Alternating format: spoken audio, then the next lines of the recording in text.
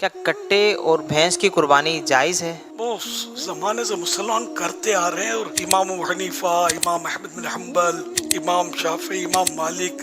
یہ سب کے نزدیک یہ بھینس جو ہے نا، یہ گائے ہے، یعنی گائے کی ایک قسم ہے، گائے کے اندر یہ شامل ہے، تو اس لیے وہ اس کی قربانی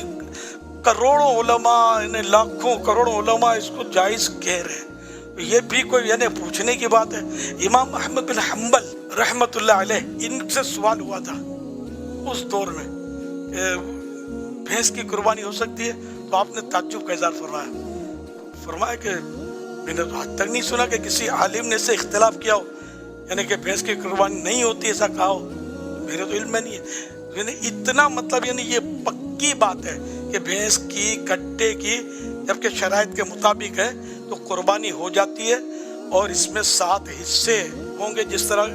گائے میں، اونٹ میں ہوتے ہیں، تو کوئی سب پرابلم نہیں ہے۔ دارالفتہ اہل سنت کا فتویٰ آپ پڑھ لیجیے، اور بالکل کنفیوژن نہیں ہے اس میں نے خود الحمدللہ